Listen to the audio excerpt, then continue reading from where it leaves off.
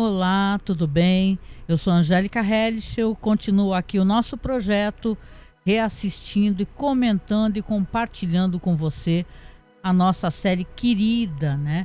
Six Feet Under, a Sete Palmos aqui no Brasil. Lembrando que agora ela finalmente está disponível na Netflix, né? Também está em outras plataformas, como Prime Video, HBO, mas pela facilidade, né, e por ser uma série tão importante, acho que vale muito a pena voltar a falar com vocês aqui. Nesse episódio aqui a gente começa, claro, com o morto da vez, não é? É assim que a série trata essa questão de morte.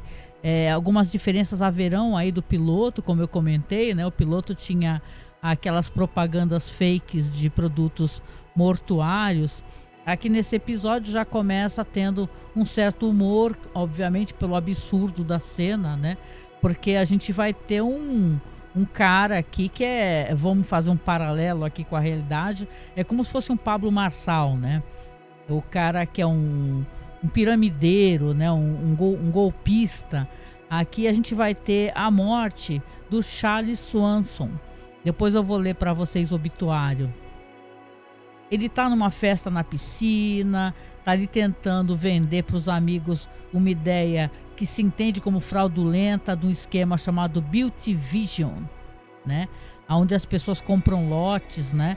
Para poder ter ali um empreendimento imobiliário.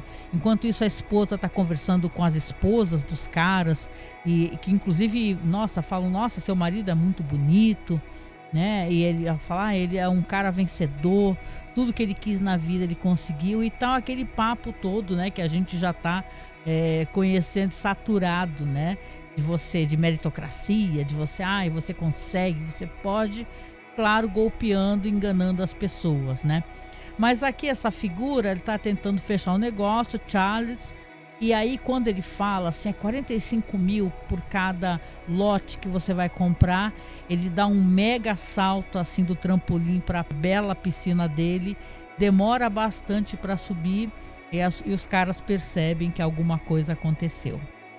Enquanto isso, a família, David, o Keith, para falar a verdade, eles estão ali no momento aconchegados, na casa do Keith, né? Porque vamos lembrar que o David é um personagem que está no armário, né? As pessoas não sabem esse aspecto da vida dele, ele não assumiu para as pessoas que é gay, né?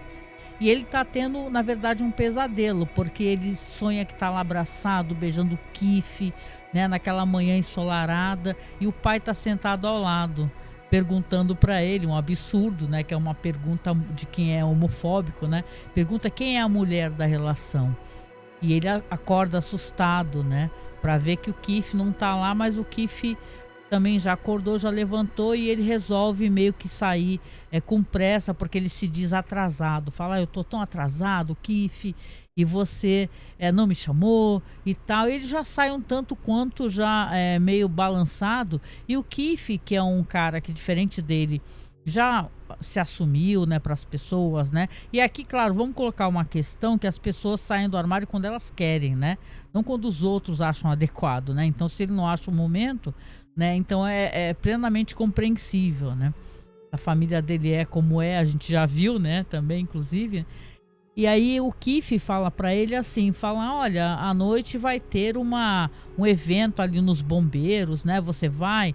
Aí o David até brinca, nossa, como é que eu vou negar um evento lá onde tem os bombeiros, né? Imagina, né? Que beleza. Então você vê que ali, apesar eles terem uma intimidade, né? É aquela relação aonde que é um sinal de alerta, no red flag, né? Da pessoa que não te assume pra ninguém, né? Isso acontece inclusive em relações heteronormativas, né? Você tá com uma pessoa que contigo é maravilhosa, só que não te assume, não fala para as pessoas que você tá namorando e tal. Então o Keith vive essa relação com o David, né? E tal. Então você tem ali o David desesperado, que ele tinha ali um compromisso, ele tinha que estar antes no trabalho dele, que sim é a casa da família dele. A gente vai ter já um evento ali onde você vê inclusive o Nate, né? Que ele tá recebendo uma massagem de shiatsu da Brenda, né? A Brenda é massagista, né? Essa que vai ser a futura esposa do Nate. E ela tá tentando ali descobrir onde que ele está ferido, né? Ela quer tocá-lo assim, e ela toca num ponto onde ele geme e ele fala assim, ó, ela fala, alguma coisa está acontecendo, você não tá bem, né? A coisa é que na casa da família, obviamente, tudo ainda é muito tenso, né? Você vê que, claro, a Ruth, a mãe, ela continua ali cuidando da casa e tendo esse tipo de perfil, que é um perfil aparentemente subserviente, sendo que a gente sabe que não é, né? Que ela tem os estouros, né? E aqui ela vai ter um estouro também, porque quando o Nate chega depois, né, que foi lá para dar massagem, que ficou com a Brenda, que esteve com ela, ele chega com produtos orgânicos, né? E a mãe tá ali também lavando os pêssegos. Ela fala: os meus pêssegos não são bons. Claro que existe uma visão diferente, né, da família. O Nate é um cara assim que quer ter uma vida saudável, é o cara dos produtos orgânicos, é o cara que trabalhava com isso.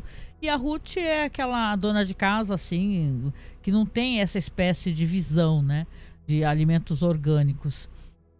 E você vê ali que quando vai haver a reunião, né? Porque é para essa reunião que o David estava atrasado, com a viúva do Chandler, o morto do episódio, para combinar os preparativos, você vê que ela tá muito desestruturada, porque ele, como um bom canalha, ele enganava ela. Ela falava para ela até comenta com o David, depois que ela vai descobrir que ela não tem dinheiro nenhum. No começo até, aliás, é uma questão, né, me dando aqui uma parte rápido, né, para falar para vocês como é essa indústria da morte, dos funerais nos Estados Unidos, é uma coisa muito predatória.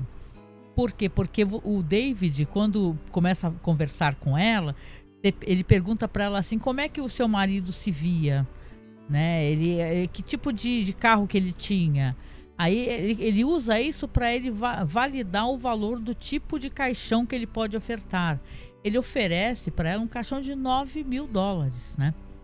E sim, tem todo um trabalho de embalsamamento, etc e tal, mas são valores surreais, assim. As pessoas, e tem documentário sobre isso, sobre a indústria da morte, que é uma coisa absolutamente assustadora, né? E o David tá ali conversando com a viúva e ela muito chorosa, falando assim que para ela que o marido dela era muito dinâmico, né, entre aspas. E quando ela fala que ele dirigia um BMW, o maior e o mais rápido, ele recomenda esse caixão. Então é claro que ele nesse momento ele ainda não sabe a ausência de grana dessa cliente, né? A família também, nesse momento, claro, vai ter a questão da leitura do testamento do Nathaniel Sênior, né? E a mãe aperta, né? Vamos lá, temos horário, né? Não podemos nos atrasar, né? Então a família vive mais um momento de tensão, né? Quando eles têm a leitura e vão todos, o Nate, David, a Ruth e a Claire, né? Para Ruth, obviamente, vai ficar o valor que é entregue do seguro, né? Uma parte grande ali dos bens do marido. E entre o David e o Nate vai ser rachado ali na empresa, né? A funerária da família, né?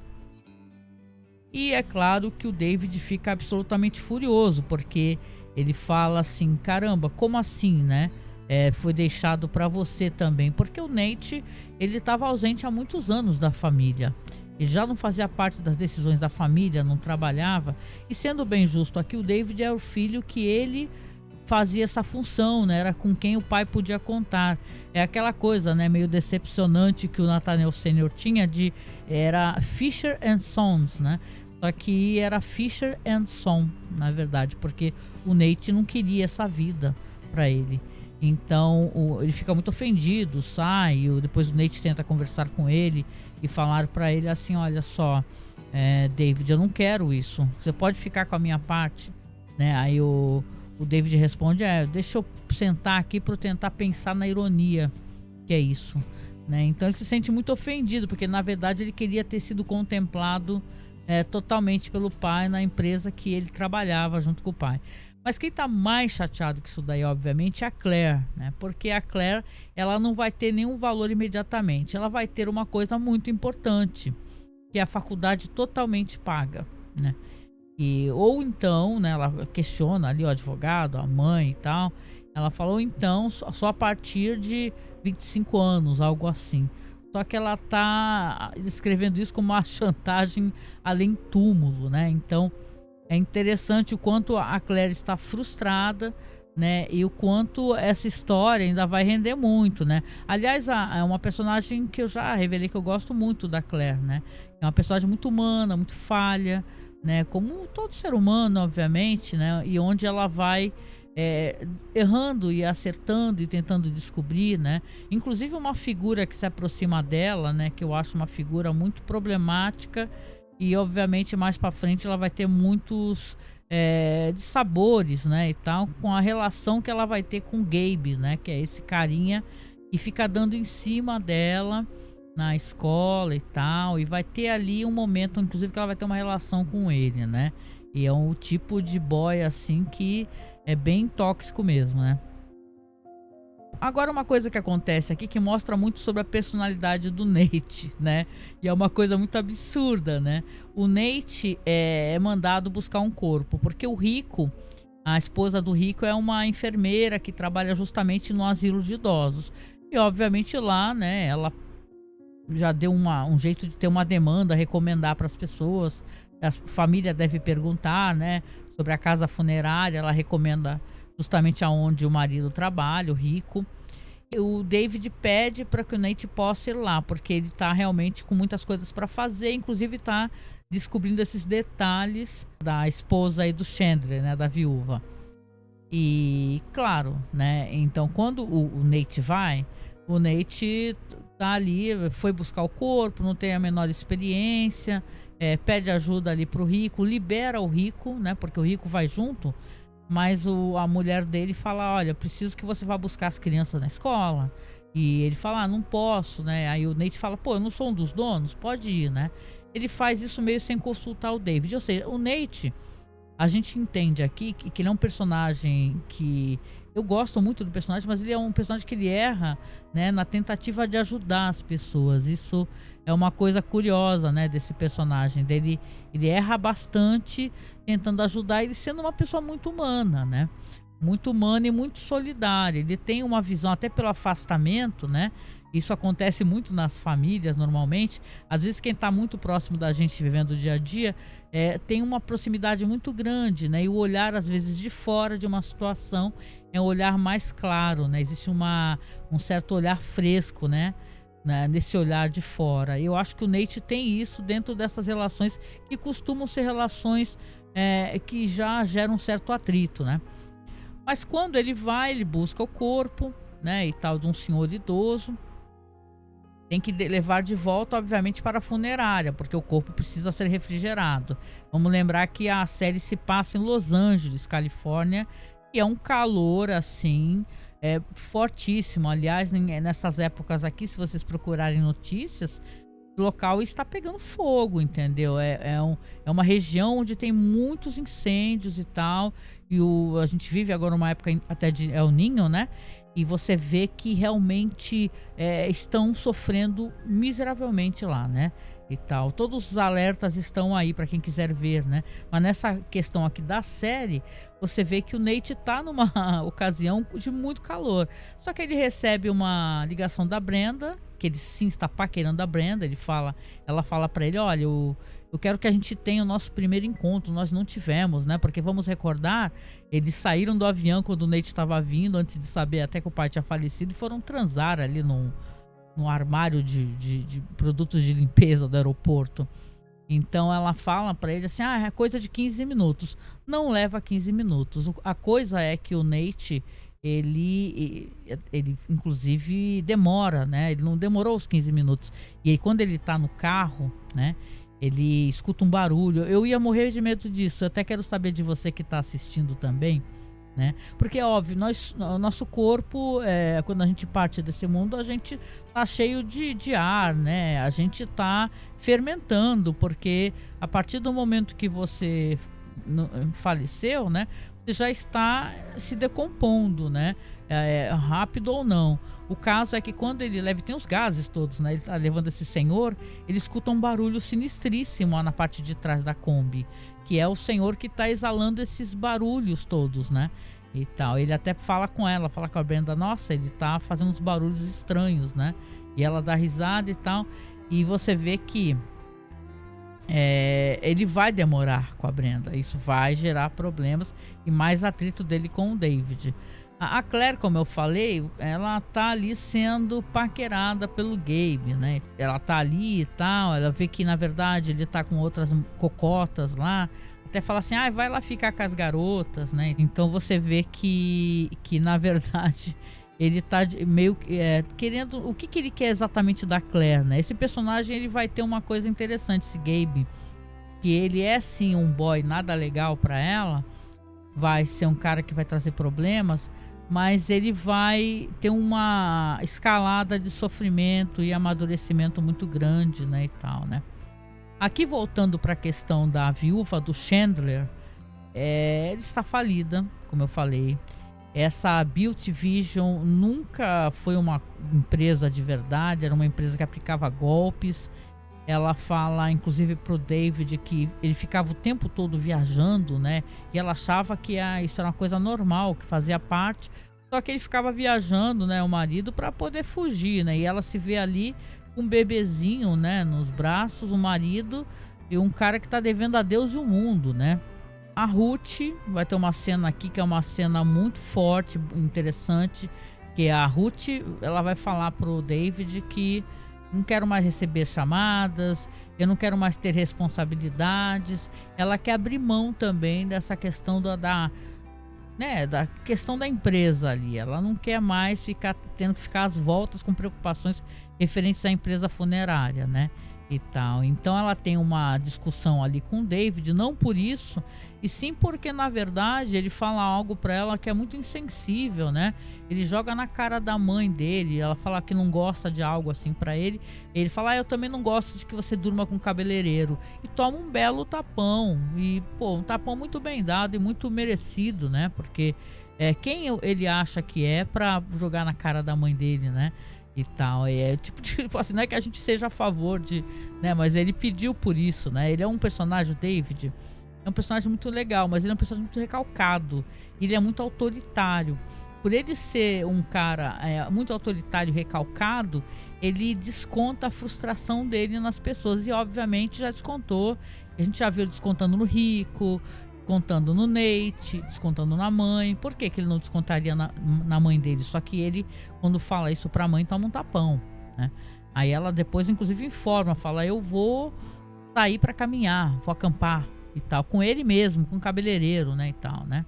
Tem também uma cena, que vai ter uma cena ali onde a Claire e o Gabe vão estar naquele carro funerário, porque aquele carro dela é um carro funerário, né? É o antigo carro funerário da família. Depois, quando a família troca de carro, é justamente o carro onde o pai sofreu acidente, né? Aí eles estão ali fumando um beck e tal, conversando e tal, e, né, se curtindo, acaba rolando um clima aonde vai ter um lance que ele pede para que ela chupe o dedo do pé dele. E ela dá risada e tal, mas faz o que ele pede, né? Por que ela não faria, né? Entre dois adultos que estão aprovando a situação, não tem problema nenhum, não é verdade? Não há questões a se declarar relacionadas a isso, né? Aqui você tem a Ruth, então, que ela tá caminhando com o cara que é o amante dela, o Hiram. Eu acho que é Hiram o nome dele, né, em inglês. Mas ele é um senhor ali, muito simpático, que ela tá desabafando, né? Já que a família já sabe do relacionamento e tal, ela sente que como se tivesse, sujado, conspurcado a relação.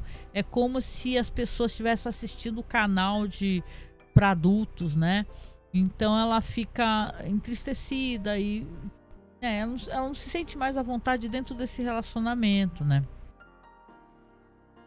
O Nate, então, vai ser chamado a ter alguma responsabilidade referente a essas questões da funerária. Afinal, o que fazer, né? O David chega para ele, essa mulher está falida, não tem dinheiro e agora pior, eles estão com uma encomenda de um caixão caríssimo e na verdade o que que eles podem fazer, né? O Nate, inclusive, até depois ele vai tentar fazer uma sugestão que é interessante. Eu não sabia dessas convenções que você não pode retirar um defunto de um caixão e, sei lá, o cara vai ser cremado, você manda cremar e aproveita o mesmo caixão. Tem umas questões relacionadas à saúde aí, né? E tal, com a saúde, mesmo sendo pessoas mortas, né? E tal, até o Nate tenta, né, falar sobre isso. Mas aí ele se vê então na função, ele fala, ó, já que eu tô aqui, então vou tentar ajudar a falar pra ela sobre isso, né? O que vai fazer, já que você tá falida, né, e tal. Então ela tenta explicar pra ele que não tem o que fazer, né? E chora nos braços dele, ele a consola, inclusive. E a situação tá assim, né? O que eles vão fazer com esse caixão? Não é verdade? Que é um caixão caríssimo, né? Agora já está ali, está encomendado. Eles vão ter que ter essa perda para vocês verem o valor que esse pessoal ganha, né? $9.000, gente, é muita grana, né? Ela, na verdade, ela não tem nem condições de pagar o funeral, né? Mas o que vai ser feito, né? Então o Nate acaba sugerindo alugar o caixão para ela. Mas só que alugar é uma coisa ilegal, não é verdade? Então, isso aí vai ter um certo desdobramento ali. Quem aparece também é a ex-namorada e, na verdade, ex-noiva do David, a Jennifer. Ela aparece, sugere ali eles saírem para almoçar, então vão conversar. E, na verdade, ela sabe dele, né? Ele deve ter falado a verdade, então ela pergunta quem é, com quem ele está relacionado e tal. Ela revela que o pai sabia que ele era gay, né? Então aquele maior medo que o David tinha no começo, na verdade, era uma coisa que o pai já sabia, né? Então, nesse meio tempo, vamos lembrar que o Keith, né, o namorado dele, né, ele estava tentando ligar, o David não estava respondendo, o telefone desligado. Quando o Keith aparece na casa do David, né, e até o Nate, inclusive, que recebe ele, fala assim, você é o amigo de Squash, né, do David, né, e tal. Eu nem sabia que o meu irmão gostava tanto de Squash, né. Então olha a ironia disso, né. Então, na verdade, aqui o Keith, ele recebe um bolo ali do David e descobre que ele foi jantar ali com a ex-noiva, né. E então, quando o David mais tarde bêbado, né, primeiro ele sugeriu pra Jennifer, né, falou assim, ai Jennifer, vamos pra algum lugar e vamos transar até ficar inconscientes, né. Ele tá bêbado e tá frustrado e só não sabe nem o que tá fazendo direito. E aí quando ele volta pra casa do Keith, ele vai lá, eu vim pra cá, quero ficar contigo, bababá. Né, dando aquele negocinho de, ai meu queridinho, aí o Keith fala pra ele, empurra ele assim, né, lentamente, fala, ó, fica pra fora, por favor. Você só entra aqui quando você falar a verdade pra mim. Porque ele mentiu, né? Ele tava mentindo. Ele chega mentindo, falando que ficou até tarde resolvendo coisas do trabalho. Por que ele ocultaria, né? Do Keith que foi a jantar com a ex-noiva? Ele podia falar, olha, ela quis conversar comigo e eu achei legal poder conversar com ela, desabafar com ela. Falou coisas interessantes pra mim. Então, o Keith já mostra também para que não é um cara que o David vai ficar também tentando enganar, né? Vai ter mais uma cena aqui do Nate também com a Brenda, né? Que aí ele tá lá na casa dela, eles estão ali fazendo, né, um amor e tal, e vê uma tatuagem. Essa é uma cena toda muito estranha, né? Pra mostrar como a Brenda é uma personalidade estranha, né? Uma personagem esquisita. Ela tá de costas pra ele e ele vê uma tatuagem com o nome Nate logo ali na parte acima do bumbum dela, né? No cóccix, que chama, né? E ele fala, o que é isso aqui? E tal. É de um Nate que eu saí. Ele falou, não, mas não tinha essa tatuagem aqui. Até pouco tempo atrás. Ela fala, você não reparou. Na verdade, estava escuro uma vez, na outra ocasião, né? E tal, X. E deixa meio em aberto, né? Por que ela faria uma tatuagem, né? Com o nome do Nate, assim, né? Uma pessoa que você mal acabou de se relacionar, você mal conhece, né? Ela fala que é um outro Nate, né? Mas o Nate não acredita muito nisso, não. Acha que ela é meio esquisitona. Eu também achei. A Ruth pergunta para Claire se ela tem algum distúrbio alimentar, né? Porque ela quer as framboesas orgânicas do Nate, e ela chega, né? Aquele negócio de acordar, de levantar e tal, vamos tomar café, não sei o que, não quero, né? Por isso que a Ruth pergunta pra filha, né? O que tá acontecendo, né? Pô, se você tiver um distúrbio alimentar, você conte pra mim, né? E aí a questão do caixão, né? No episódio, né? Primeiro que obviamente tem a briga ali, né, do Nate com o David, na verdade, porque o Nate foi um absurdo, ele demorou muito pra voltar e o David falou com toda razão que, poxa, como é que você é tão irresponsável assim? Você sai pra almoçar com uma pessoa morta no furgão, né? Você traz uma pessoa em decomposição pra gente, a gente talvez ainda tenha que maquiar, ainda tenha que fazer os tratamentos todos, né? Foi muito irresponsável da parte dele, né? Pra vocês verem, né, como esse personagem, ele tem várias questões de ser falho, né? Que sim, as pessoas são, né? Mas é um absurdo, você não sai pra almoçar, pra bater papo, sem pressa, com uma pessoa morta no carro, né? Aí ele, pra piorar a situação, ainda tem a questão do caixão.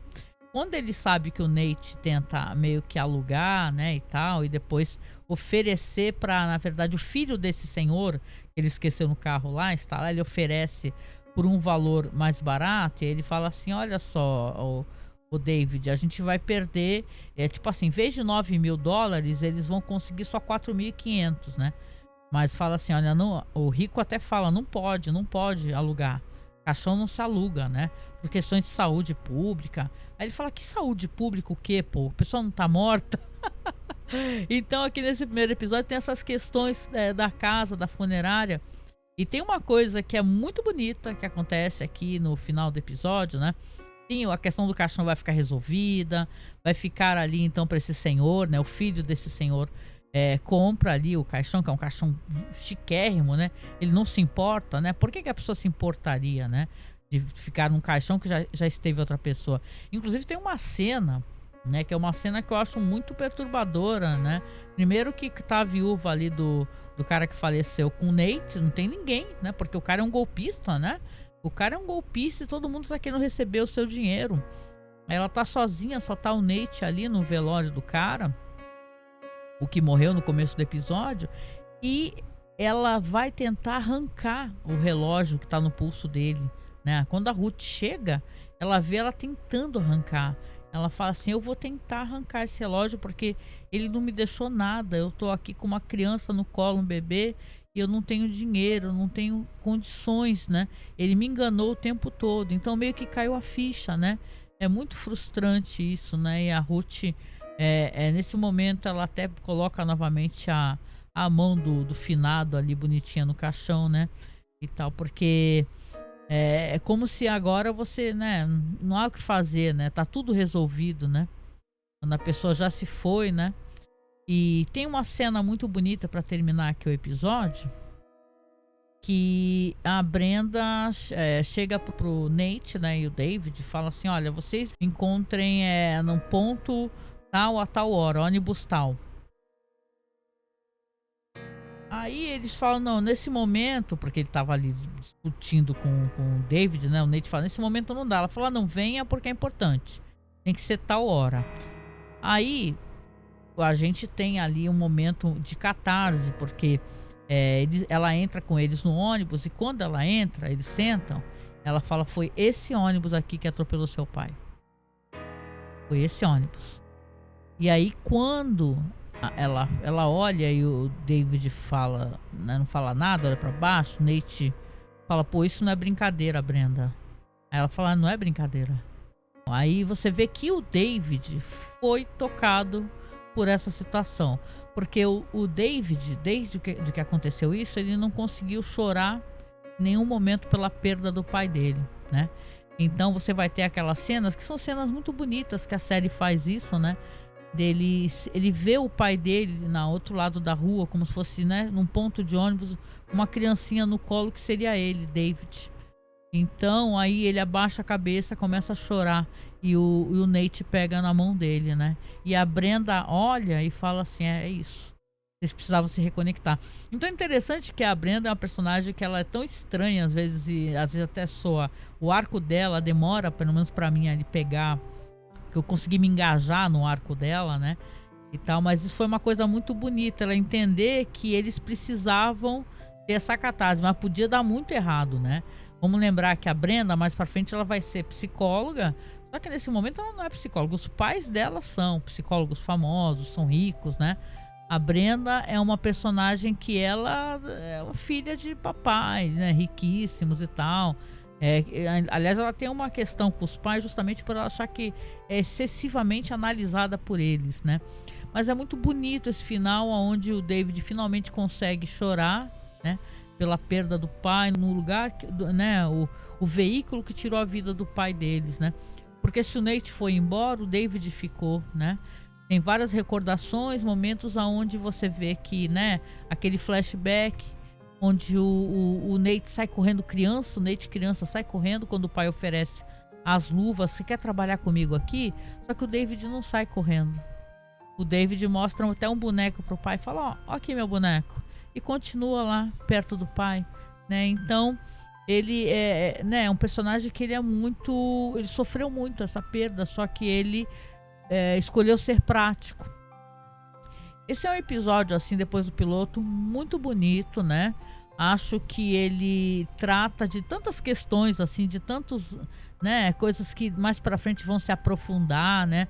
A frustração, esse afastamento, né? Essas diferenças que eles têm um do outro, né? O ruído na comunicação, esse negócio dele não conseguir comunicar, né, na verdade, o que ele sente para a família. Ele queria tanto poder, né, sair do armário e falar a verdade, né? Se sente isso, né, que ele tem esse desejo, só que ele mesmo se contrai, né, e não consegue. A própria Ruth Fisher também, que ela desabafa, fala, eu não quero mais saber de nada da empresa, não atendo o telefone mais referente a coisas da funerária e vou sair para caminhar, pronto. A Claire não é ainda nesse episódio, mas ela vai se decepcionar com essas figuras que se aproximam dela, né? Como a gente também se decepciona quando é jovem, né? A gente confia, né, na pessoa e a pessoa, você vai ver, a pessoa fala de você, faz uma maledicência ou então faz um fuxico, que é o que vai acontecer com ela. Esse personagem é muito problemático, o Gabe, né? E, poxa, é muito bonito, assim, e para continuação aqui do nosso projeto, né, do nosso programa, eu acho que é uma grande, sabe, adição mesmo, né? Acho muito bonito e valeu muito a pena mesmo comentar aqui.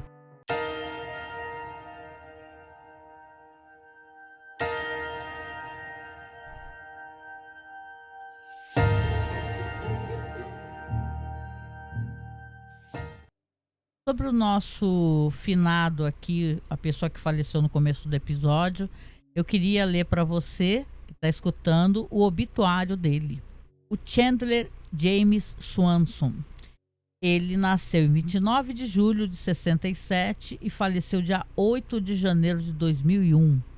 Ele é nascido nas Palisades do Pacífico, né, em Los Angeles. Faleceu em casa em 8 de janeiro de 2001. Foi fundador da Built Vision, sistema de autogestão personalizado, com franquias em 13 estados e no Uruguai. Ele deixa sua esposa, coitada, falida, Adele, e a sua filha Hayley. Os serviços funerários serão realizados às 16 horas de sábado, 13 de janeiro, na Fisher & Sons. Enterro a seguir no Woodlawn Memorial Park. Em vez de flores, contribuições podem ser feitas ao Chandler Swanson Interment Funds na filial de Santa Mônica, no Washington Mutual Bank.